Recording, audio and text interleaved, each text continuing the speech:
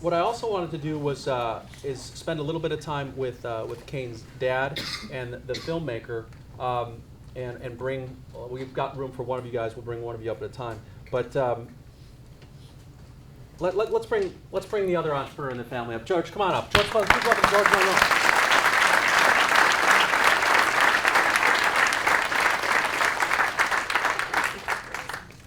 I went backstage. We're going to use a handheld. Welcome, George. Thank you. George, now of internet fame as well. What's the name of the business? Smart Parts. Smart Parts, located on Mission Road Mission Road. in LA. Fort Heights. How long you been in business? About 35 years. And before that? Well, before you ran it, your father ran Yeah, it? my father has since 55. 35 years, jeez. And we talked about how much money's been raised for Caine's education. Can you tell us about is it the Goldhirsch Foundation? Yes. What are they doing? They're gonna match dollar for dollar up to $250,000. And that goes to what? The little boy genius. So you've been working next to your dad for a long time, right? Every day Yes. during the summers. Can you share with us like what you learned from him from watching? Gotta sell stuff. What's that? Gotta sell stuff. You gotta sell stuff. You like selling, don't you? Yeah. You're probably one of the greatest closers since Alec Baldwin and Glengarry Glen Ross. That's way before your time, but trust me, someday you're gonna say that's a great compliment. Yesterday when I was there, we walked out with hats and shirts, and you love selling, don't you? Yeah. You do. You could see when you ran around when Nirvan gave you $2. You sprinted around to the back to get change. So you learned selling. So let's flip this on you, George. So this experience, when did the film break? About 2 weeks ago. So 2 weeks ago, life is normal. Normal, struggling, trying to sell some auto parts. Tuesday morning, phone's ringing. They want to talk to Caine. Is Caine there? Is Caine there? Is this Caine's Arcade? I'm like, yeah, who wants to know? So 2 weeks ago, your life gets much more interesting. Yes. I'm sure he's learned so many things from watching you over the years. What have you learned from this experience in the last 2 weeks? Internet.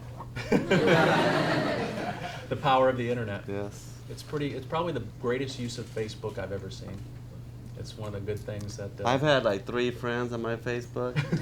He has 107,000 friends.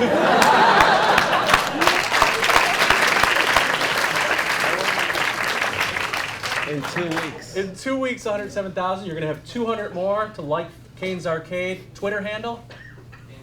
Caine's Arcade, Twitter. You know what? Tweet Caine's Arcade, the Leak, Marshall School of Business. Let's make this a trending topic tonight. Let's get this kid going. Okay, so what else has been like I won't say the aha moment, or when you just, what's been the most fun for you so far? Meeting a lot of people from all over the world. Yeah? It's amazing. What's been the most fun for you? People here playing the arcade. Playing the arcade. Because that's what you went in business for, right? Yeah. To have fun and to see people come. And is there anything that you learned in the last 2 weeks that you didn't know before? More people come and play my arcade. More people, more games. There's volume in that. It's funny as you watch that, and you guys, most of you are don't have kids and are young, and Amanda has kids, but you think about, once you see that, don't you realize you never have to worry about him. Nope. You never have. That kid likes to sell. He's gonna support me. Hey, everybody dreams of supporting their parents. They took care of you. You take care of them someday. But you never have to worry about him because he's already got it hardwired that he likes to sell. He likes to satisfy customers and keep them happy, and he's creative. What's the next game? That's it. That's it. No expansion. Well, let's before we open it up for questions, and anyone can ask questions of Caine, and then we're also going to bring Nirvan in for. Why don't you join us? Have my seat for a second. Nirvan, I'm sorry. Mullick, right? Nirvan Mullick, the filmmaker who had the vision to walk into Caine's Arcade and realized he had seen the most awesome thing ever. Tell us about your experience, and not just how it came about, but just how this touched you and how it's changed your life. Well, I think how it came about is pretty clear in the film. Like I really have a 96 Corolla, and I really had a broken door handle. And I just stopped at the place that looked the friendliest. Like this was the one store on the block that there wasn't some guy trying to hustle you in. And so I kind of liked that. Plus it had a little swing set hanging from the tree, and I thought, hey, that's kind of cool. The moment that touched me the most, I mean, there's a couple things. I didn't realize I was Caine's first customer there. But what I've learned since is that Caine had spent the entire summer setting up this experience, and I was the guy who got to experience like the dominoes all falling, like Caine acting out everything he'd built into this arcade. So like in that little video, if you see when I bought the Fun Pass, he leans down into the iPod headphones that are plugged into the cardboard and says, "Fun Pass, $2." And I was like, wow, like that really brought me back to a time and place. And then when he crawls into the box and pushes out the tickets, I mean, I don't know if you guys have seen Ratatouille, where there's the food critic and he's eating the soup at the end, and he gets sucked back to your childhood. I had that experience where I was just like back in that place when I just remembered like why I started creating anything, like just that joy of just making stuff, and it inspired me to make this film. And at the time that you made the film, did you think this thing has the potential to be really viral? When I came back and I talked to George about making the film, he told me Caine had not had any customers, and I realized he'd spent all of this time building all of this just because he had to build it. The idea of doing a flash mob first occurred to me, and I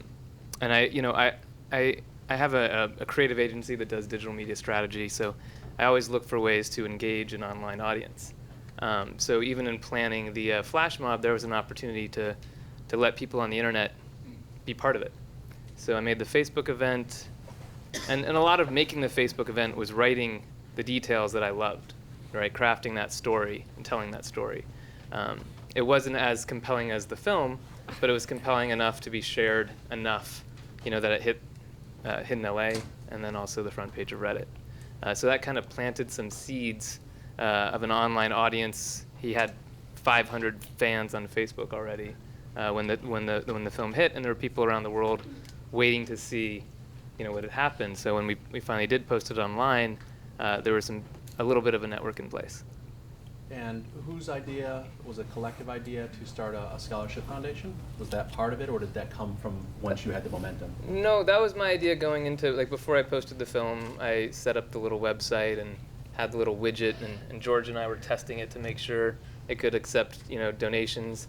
And we did that right after the rough cut screening, and it sat at about $100 for 5 or 6 months between when the rough cut premiered and when I finally finished the online version. But whenever possible, I like to try to make a difference with the things that I do. So I've worked in the nonprofit space, and I thought, hey, this would be really cool to raise. The initial goal was to raise $25,000 for a scholarship fund, and George was like, "You're crazy. That's a lot of money." And my girlfriend was like, "Are you sure you want to set it that high?" And I was like, "Well, let's think big. $25,000." So the first day we put it up, it went over $60,000. And then we raised it up. The next day it was over $110,000. And then we're like, whoa, like we can't raise that bar again until we figure out exactly what we're doing, because now there's millions of people watching what we're doing, and we don't know what we're doing completely, right? So we're already figuring this thing out. So I reached out to some folks, and the Goldhirsch Foundation stepped up and kind of told them this plan, because there were a lot of things happening really fast. Like, there were response videos of grown men watching the film and just crying. Like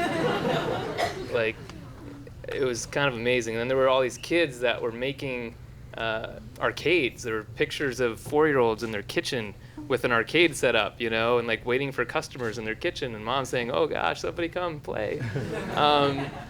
And videos of people making these really elaborate games and sharing them with other kids and saying, "Hey, Caine, this is my cardboard bubblegum machine. Here's how it works." A 7-year-old made this amazing pinball machine that's like Mensa level innovations. And so it was clear that this had, Caine had like sparked a DIY movement of creativity amongst kids all around the world. We just got a post from Budapest of this kind of smash people's heads games. They say it's a game. Yeah. It's kind of lost in translation maybe, but so we started thinking about what it is that's sparking this fire, and part of it is this idea of paying it forward, like doing something to make this Kids Day. Now the internet's rallying around to make this future, and now how can we move that towards even helping more people? So we started the Caine's Arcade Foundation about 3 days after the film hit, and a few days later we got a $250,000 matching grant, dollar for dollar, every dollar that goes to Caine. The Gold Urge Foundation's giving us $1 to start the Caine's Arcade Foundation to find, foster, and fund creativity and entrepreneurship in other kids.